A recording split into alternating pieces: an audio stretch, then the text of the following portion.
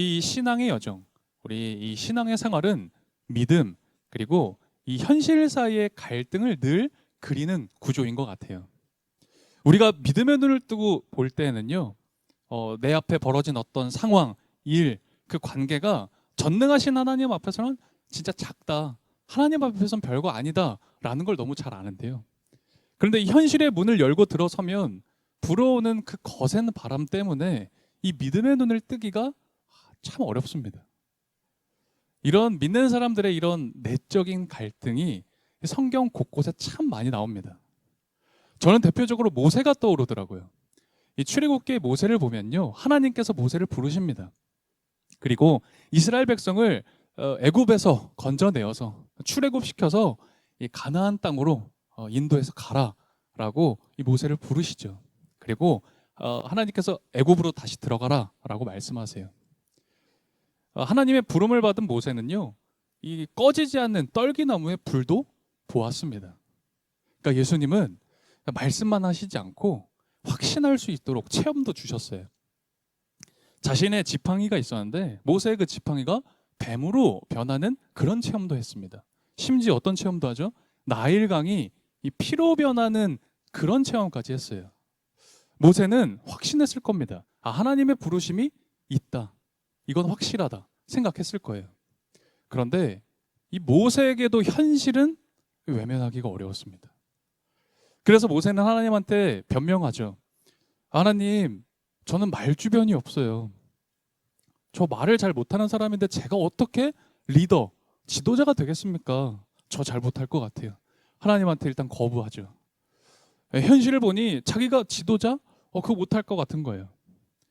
또 큰 현실의 벽이 있었습니다. 지금 모세의 상황은 어땠냐면 이집트의 왕자로 살다가 이 살인을 저질러요. 살인을 저지르고 지금 도망자 신세로 살고 있었던 사람입니다. 쫓기는 사람이었어요. 그런데 그 애굽으로 다시 들어가라? 이건 거의 죽으러 들어가는 것과 마찬가지거든요. 그러니까 모세도 겁이 났던 겁니다. 이 현실의 벽이 너무 높았던 거예요. 더군다나 이렇게 살인자로 그리고 도망자로 살아갔던 내가 갑자기 나 하나님의 부르심 받았어. 그러니까 이스라엘 백성들 나 따라. 내가 리더가 될게 라고 했을 때 정말 이스라엘 백성들이 나를 따를까? 그런 두려움도 있었던 거죠. 여러분, 현실의 벽이 이렇게 높았습니다.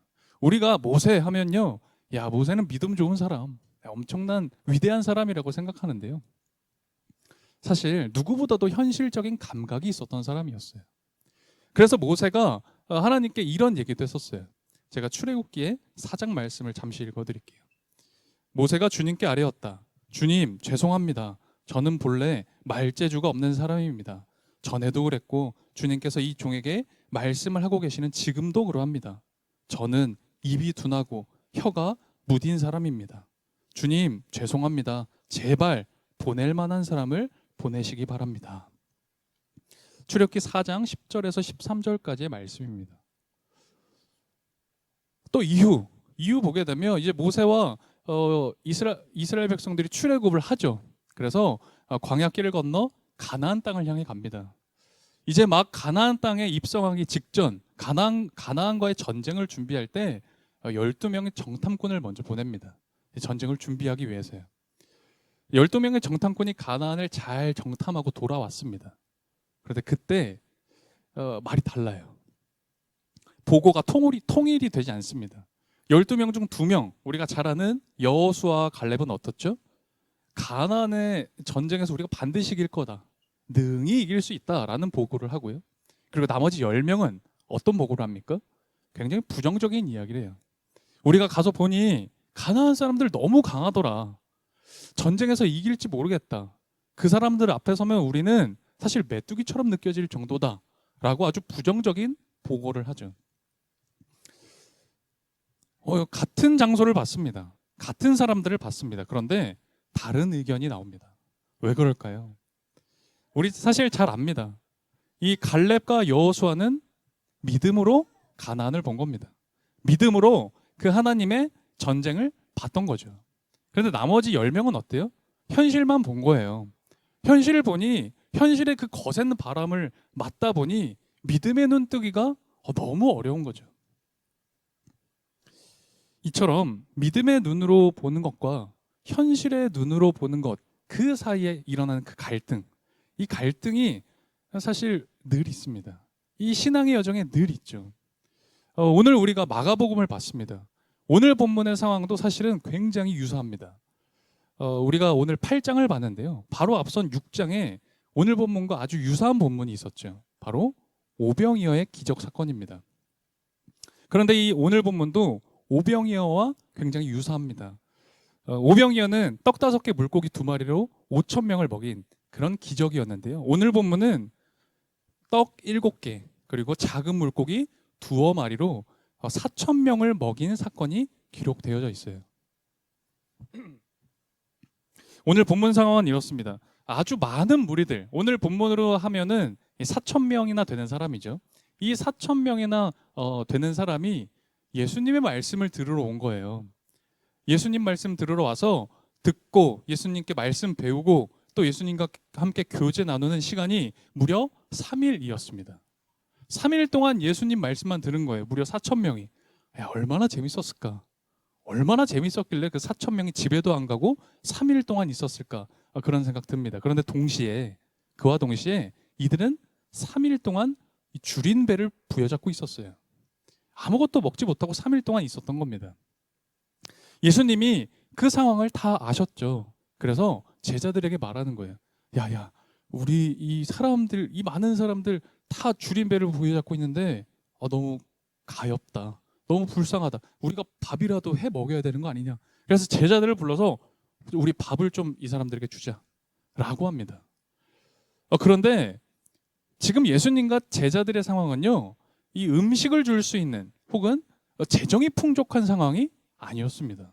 바로 앞선 6장의 오병이어 사건을 보면 알죠. 그때도 예수님이요, 그 5천 명의 사람들에게 밥을 좀 주려고 하니까 제자들이 뭐라고 해요? 예수님, 우리에게 200데나리온이 없는데, 그 돈이 없는데 어떻게 이 사람들을 식사를 대접합니까? 못합니다 라고 했었거든요. 근데 오늘 본문도요, 굉장히 유사해요. 제자들이 하는 말이 뭐였어요? 예수님, 지금 여기가 빈들입니다. 아무것도 없어요. 빈들인데 우리가 빵을 어디에서 구해옵니까?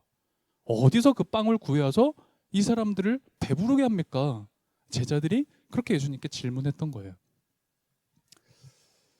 제자들이 예수님께 했던 이 이야기, 그리고 제자들의 그 상황을 보면요, 이거 뭐라고 할 수 없을 정도로 지극히 당연한 현실적인 이야기를 한 겁니다. 그렇잖아요. 지금 본문에 기록되어 있는 이 4천 명이라고 해요. 저는 잘 감이 안 잡히더라고요. 4천 명, 와, 엄청난 숫자겠다. 그런데 그 사람들을 먹이려면 제가 계산을 해봤습니다. 제가 숫자는 좀 약하지만 이렇게 핸드폰 두들겨 봤어요. 계산기 두들겨 보니까 요즘 한 끼에 한 10,000원 정도 하죠. 근데 좀 싸게 반절 잘라서 5,000원으로 계산했어요. 한 끼당 5,000원. 그래서 4천 명 먹이려면 한 2천만 원 정도 필요한 거더라고요. 그런데 지금 당장 이 제자들과 예수님에게는 그런 재정이 없었잖아요. 오병이어 때도 그 재정이 없었기 때문에 못 먹인다 그랬었잖아요. 그러니까 이 상황을 보면 이 제자들을 탓할 수만은 없는 상황인 겁니다. 너무나 당연한 거예요. 지금 현실은 아무런 것도 없으니까. 그래서 우리는 어떤 이 현실에 너무나 냉혹한 바람이 막 불어올 때, 그때 이 믿음의 눈을 내가 좀 뜨고 싶으면 그런 생각이 들어요. 초현실적인 현상, 기적이 있으면 내가 믿음의 눈을 뜰 수 있을 거다라고 생각합니다. 그러면 나에게 믿음이 생기겠지라는 생각을 하는 거죠. 하나님이 분명히 이 상황과 이 관계, 이 일을 하나님께서 인도하고 계시는구나 라고 느낄 수 있는 그 현상 말이에요. 인간의 이런 유한한 그리고 한계가 많은 그런 연약함이 아니라 그 모든 한계, 모든 상황을 다 초월하는 그런 기적의 현상, 그것이 있으면 될 거라고 생각합니다. 그래서 그걸 우리가 바라잖아요. 기적을 간절히 기도합니다. 그게 우리의 모습이지 않나요? 예를 들면 우리가 병에 걸렸을 때도 간혹 그럴 때 있어요. 의료의 도움보다는 우리가 기도해서 병이 나았으면 좋겠다. 그게 간절한 바람일 때가 있습니다. 그럼 정말 믿음이 좋아질 것 같다라고 생각될 때가 있어요. 간혹 내가 하는 일에 어려움이 발생할 때가 있습니다. 내 사업이 좀 어려울 때도 있고요. 그럴 때 갑자기 돕는 손길이 나타나서 나를 기적적으로 좀 살려주고, 그러면 내가 하나님께 정말 큰 영광 돌리면서 살 수 있지 않을까? 그런 생각 들 때 있습니다. 그래서 우리도 바리새인들처럼 표적을 구할 때가 있어요. 오늘 본문에 바리새인들이 등장하는데요. 예수님을 만났을 때 그러죠. 예수님, 좀 표적을 좀 보여주십시오 라고 하는데요. 우리도 그럴 때가 있어요. 오늘 바리새인들은 예수님을 시험하려고 했습니다. 우리도 마치 예수님을 시험하는 것처럼 그럴 때 있어요. 예수님이 정말 나의 주님이시라면 제가 좀 믿을 수 있게, 제가 이것만 해결해 주시면 제가 이번엔 진짜 잘 믿을 테니까 기적 좀 허락해 주세요. 이 상황 좀 해결해 주세요 라고 우리 당당하게 요청할 때가 있습니다. 안 그러세요? 저는 그럴 때 있었던 것 같아요. 오늘 바리새인들의 모습이 바로 그러합니다. 11절이었는데요. 우리 오늘 본문 8장 11절 우리 다시 한번 읽어보면 좋을 것 같아요. 함께 11절 읽겠습니다. 바리새파 사람들이 나와서는 예수에게 시비를 걸기 시작하였다.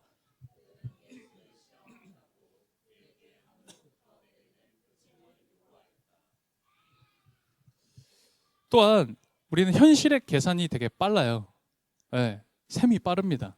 뭐 하나 딱 뭐가 있으면 순식간에 계산이 떨어지잖아요. 그래서 우리는 사실 제자들과도 참 많이 닮아 있습니다. 그래서 그럴까? 우리는 할 수 없는 게 참 많습니다. 지금 내 상황이, 지금 나에게 벌어진 그 상황이 사실 믿음으로 할 수 있는 상황이 아니라고 생각해요.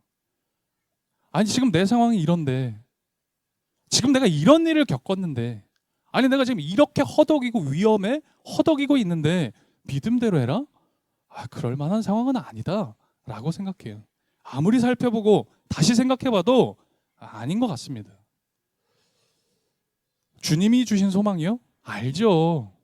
주님이 말씀하신 것 알죠. 제가 왜 그걸 모릅니까? 그런데 현실적으로는 그건 어려운 거예요.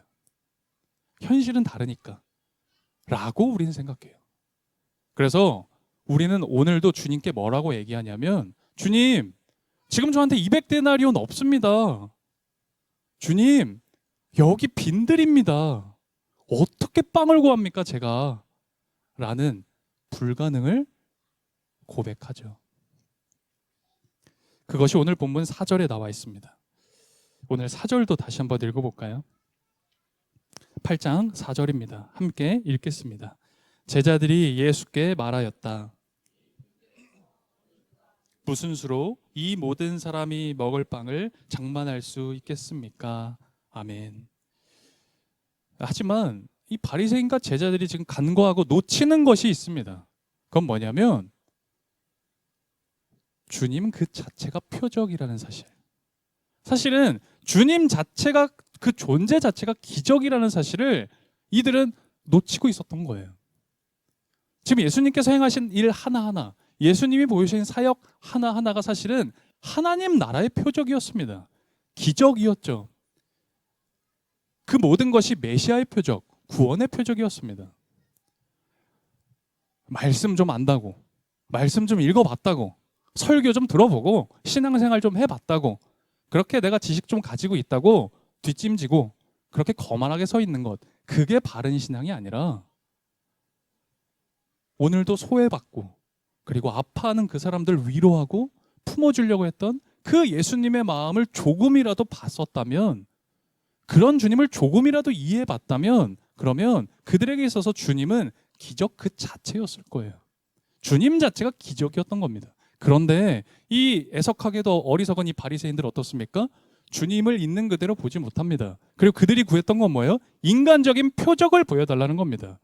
내 눈에 보이는 표적이요. 그 표적이 뭐예요? 나를 좀 납득시키라는 거예요. 내가 납득할 만한, 그리고 내가 만족할 만한 증거 좀 보여달라는 거였어요. 제자들도 좀 비슷했어요. 제자들, 제자들이 간과하고 있는 건 뭐였어요? 지금 제자들은 4천 명을 갑자기 밥을 먹어야 된다는 자신들이 감당하기 굉장히 어려운 상황 아니었습니까? 그런데 그들이 놓치고 있었던 건 뭐냐? 주님이 그 상황에 함께하고 계시다는 것. 그걸 놓쳐버린 거예요. 주님이 함께하고 계시는데. 제자들은 이미 경험했잖아요. 생명의 빵이신 오병이어의 기적을 베풀어 주신 그 예수님을 이미 경험했는데, 이미 보았습니다. 생명의 빵이신 주님을 먹었습니다. 먹을 뿐만 아니라 다 만져봤죠. 경험했습니다. 그런데 그 주님을 놓치고 있었던 거예요. 생명의 빵이신 주님과 함께 하면서도 여전히 어리석고 여전히 고집스러웠던 제자. 지금 당장 내 눈앞에 보이는 물질적인 빵에만 관심을 두고 있고, 그리고 생명의 빵이신 이 주님은 보지를 못하는 거죠. 보이지가 않습니다. 당장 4천 명이 보이는 거죠. 주님이 안 보이는데, 주님을 보지 못하는데 주님을 따른다? 내가 주님의 제자다? 가능한 일일까요? 착각일 겁니다. 너무나 죄송한 말씀이지만 그건 착각일 거예요. 그래서 예수님은 제자들에게 그렇게 되지 말 것을 늘 경계하시고 경고하셨던 거죠. 바리새인들이 지금 표적을 구하는 것이나 제자들이 빠진 어떤 현실적인 그 어려움, 그 상황을 보고 주님 이거 못해요 라고 말하는 이런 상황이나, 사실 살펴보면 믿음이라는 게, 이 믿음이 본질이 아니라 비본질적인 것에 이 사람들의 마음과 정신이 완전히 빼앗겨 버렸다라는 걸 오늘 본문은 아주 잘 나타내고 있습니다. 본질이신 주님을 우리가 보지 못하잖아요. 그러면 어김없이 우리는 비본질에 눈과 마음이 빼앗겨 버립니다. 그렇다면 우리에게 드는 진짜 질문은 사실 그거 아닙니까? 목사님, 그럼요. 어떻게 본질에 더 가까이 갈 수 있습니까? 어떻게 내가 그 본질, 믿음의 본질로 살 수 있습니까? 우리 생활이 어떻게 믿음이 될 수 있습니까?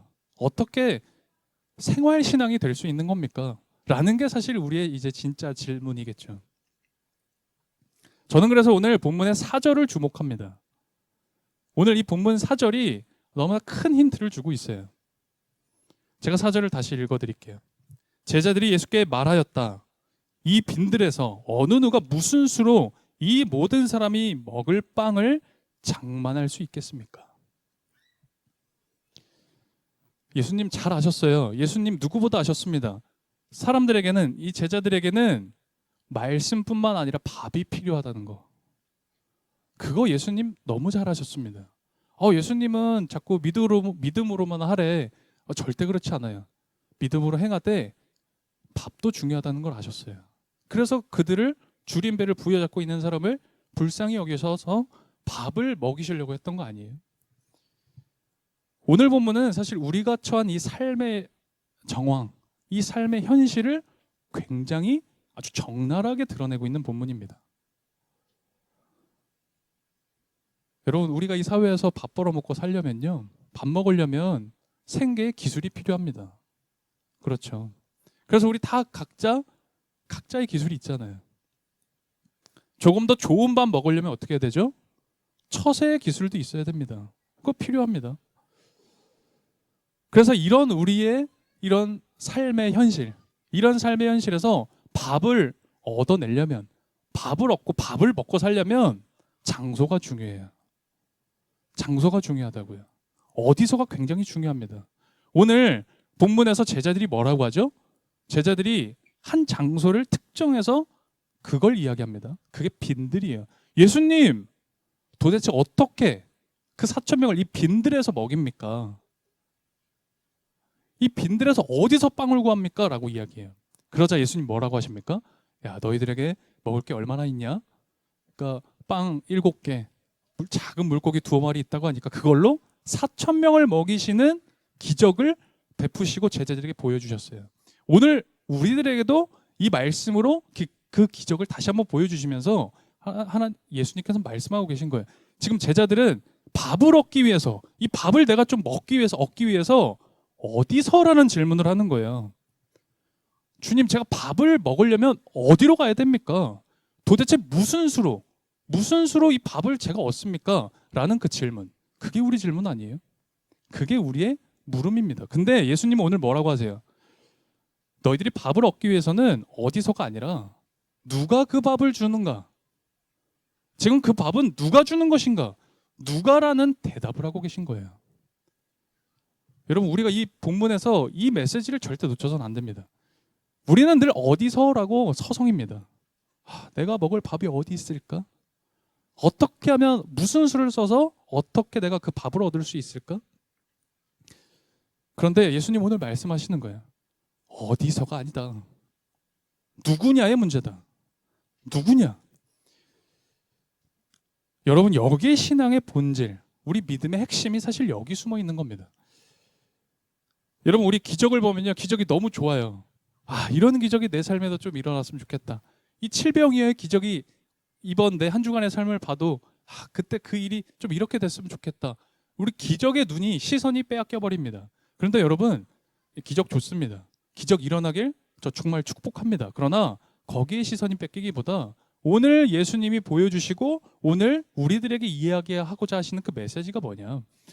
우리도 항상 이 삶이라는 것, 우리 인생이라는 건 늘 굶주린, 늘 배고파하는 욕망 가운데 살아간다는 거예요. 그래서 이거를 좀 찾아보려고 늘 어딘가를 서성인다라는 겁니다. 장소를 따집니다. 어떻게를 따진다라는 거죠. 무슨 수로. 근데 지금 예수님께서는 인생을 사는 가장 중요한 핵심은 어디서가 아니라, 어떻게가 아니라 내 인생의 참 주인인 분이 도대체 누구신가를 발견하는 것. 내 인생의 주인이 정말 누구인지를 아는 것. 그게 진짜 인생에서 중요한 거다. 그게 인생의 핵심이며 본질이 거기에 있다. 이 칠병여의 기적을 통해서 예수님이 그 말씀 전하고 계신 거예요. 우리도 바리새인처럼 기적이 참 좋아요. 저만 좋아요? 저도 기적 있었으면 좋겠습니다. 제발 예수님, 이건 정말 기적과 같은 일이 벌어져야 됩니다. 막 그런 마음으로 늘 살아가는 것 같아요. 이번 한 주도 그랬던 모습이 있습니다.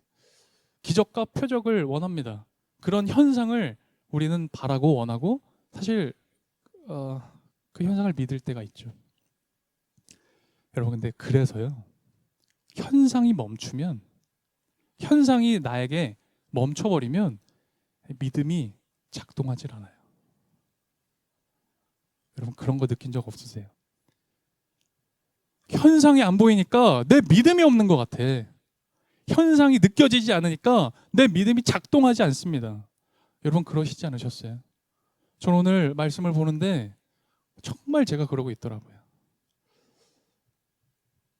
오늘 본문을 통해서 저와 여러분 정말 기적의 본질, 우리 인생의 참 주인이신 분이 누구신지를 발견할 수 있었으면 좋겠습니다. 오늘 그 칠병여의 기적이 예수님을 발견하는 기적으로 우리에게 다가오길 원합니다. 예수님을 정말 발견하고 내 인생의 참 주인이신 예수님을 바라볼 수 있는 그런 믿음의 사람들, 오늘 평화교회의 모든 이들이 되었으면 좋겠습니다. 예수 안에서 기적은 언제든지 가능합니다. 우리 함께 기도드리겠습니다. 어쩌면 우리가 이번 한 주도 그렇게 치열하게 살았던 건 이 굶주린 욕망을 채워보려고 서성였기 때문인 것 아닐까, 그런 생각이 들었어요. 이런 저와 그리고 우리들에게 주님은 말씀하십니다. 어디서가 아니라 어떻게, 무슨 수로, 그것이 아니라 누구인지를 발견하는 것이라고요. 우리 이 신앙이 이 기적과 같은 현상만을 바라고 그것만 믿으려고 하지 않았습니까? 이제 그 현상의 본질, 내 인생의 주인 되신 그 예수님을 발견하고 우리 똑바로 예수님을 바라보길 원합니다. 이 시간 기도할 때에 정말 예수님을 내 마음의 중심에 모시길 우리 기도했으면 좋겠습니다. 이 시간 정말 예수님 만났으면 좋겠습니다. 그리고 예수를 나의 삶에서, 이 인생에서 발견하는 그 기적의 삶이 되도록 우리 소망하며 이 시간 하나님 앞에 간절히 기도했으면 좋겠습니다. 이 시간 조용히 묵상으로 우리의 입술은 조용하지만 우리의 이 마음만은 주님 앞에 간절한 마음으로 같이 함께 기도드리겠습니다. 주님, 어리석게도 주님께 하늘로부터 오는 표적만을 구하는 바리새인에게서 앞서 오병이어의 기적을 보여주셨음에도 여전히 돈만 세는 제자들을 보면서 마치 거울을 보는 듯 우리의 모습을 봅니다. 믿음 없이 표적을 구하거나 현실의 어려움에 시선을 빼앗겨 본질이신 주님을 놓치는 어리석음을 반복하지 않게 도와주십시오. 믿음 없는 이 시대에 우리의 믿음을 주님께 드리는 삶을 허락해 주십시오. 우리의 결핍을 아시고 은혜로 채우시는 예수님을 믿습니다. 공동체가 함께 한 주의 생활과 회개 또한 감사의 마음을 담아 봉헌드립니다. 이것이 쓰이는 곳에 칠병이어의 기적과 배부름이 있게 하시고 오직 주님이 밝히 보이도록 역사해 주십시오. 예수 그리스도의 이름으로 기도드립니다. 아멘.